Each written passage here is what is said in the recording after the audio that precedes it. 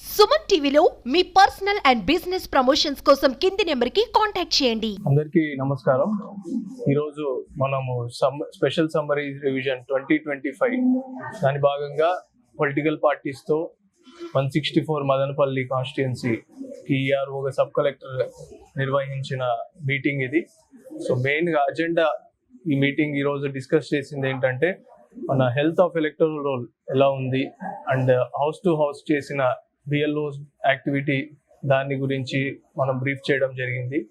అలాగే polling station rationalisations కానివ్వండి, change of nomenclature and change of location and అలానే కొత్త పోలింగ్ స్టేషన్స్ ఏమైనా పెడుతుంటే వాటి గురించి కూడా డిస్కషన్ చేయడం జరిగింది. అలాగే పొలిటికల్ పార్టీ రిప్రజెంటేటివ్స్ కూడా వాళ్ళ సమస్యలు మనకు చెప్పి ఉన్నారు. ఓటర్స్ కొంతమంది వేరే ఏరియా వాళ్ళు 4 కిలోమీటర్లు ట్రావెల్ చేసి ఓటు వేయాల్సి వచ్చింది మొన్న ఎలక్షన్ లో అని, అట్లాంటివి కూడా ఏమైనా ఉంటే మనం అలాంటి ఓటర్స్ ని బల్క్ ట్రాన్స్ఫర్ గా కొట్టి వేరే పోలింగ్ స్టేషన్ చేసే మనకు ఆస్కారం ఉంది కాబట్టి అవి కూడా టేకప్ చేస్తాము. బట్ ఈపీ రేషియో అన్నది దృష్టిలో పెట్టుకొని ఈ యాక్టివిటీస్ అన్ని health of the electoral roll దృష్టిలో పెట్టుకొని ఒక్కొక్కటి ప్రతి అప్లికేషన్ కూడా నీట్ గా పరిశీలించి ఏఈఆర్ఓస్ నుండి వచ్చిన అప్లికేషన్స్ అన్ని చెక్ చేసి టీఆర్ఓ ఆఫీస్ లో కూడా చెక్ చేసి అవి ప్యూరిఫై చేయడం జరుగుతుంది. సో స్పెషల్ సమ్మరీ రివిజన్ ని మనం ఎవ్రీ ఇయర్ కరెక్ట్ గా చేసుకుంటా వెళ్తే ఎలక్షన్ ఇయర్ లో మనకు ఎటువంటి ప్రాబ్లమ్స్ లేకుండా ఉంటుంది. అండ్ అలానే మనం పొలిటికల్ పార్టీ రిప్రజెంటేటివ్స్ కూడా వాళ్ళ తరఫు నుండి ఏదైతే బోత్ లెవెల్ ఏజెంట్స్ అపాయింట్ చేయాల్సి ఉంటుంది అది కూడా చేయమని వాళ్ళకి ఇన్స్ట్రక్షన్స్ ఇవ్వడం జరిగింది.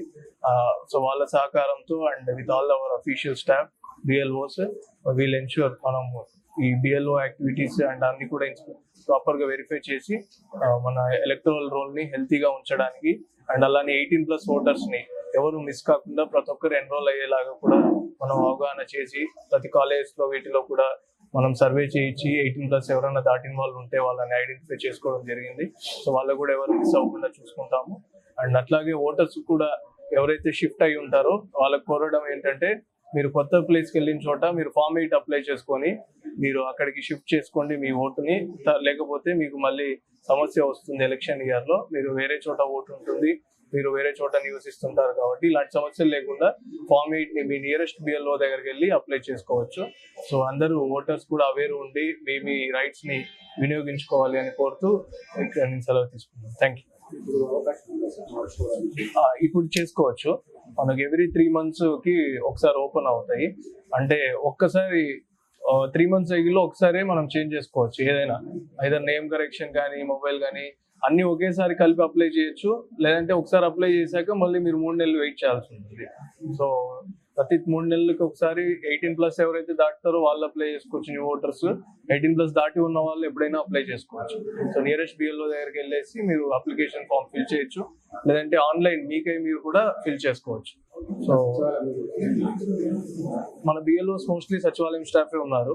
సో ఏ సచివాలయంకి వెళ్ళినా అక్కడ బిఎల్ఓ వాళ్ళకి అవైలబుల్ లో ఉంటారు. సో ఇబ్బంది ఏం లేదు.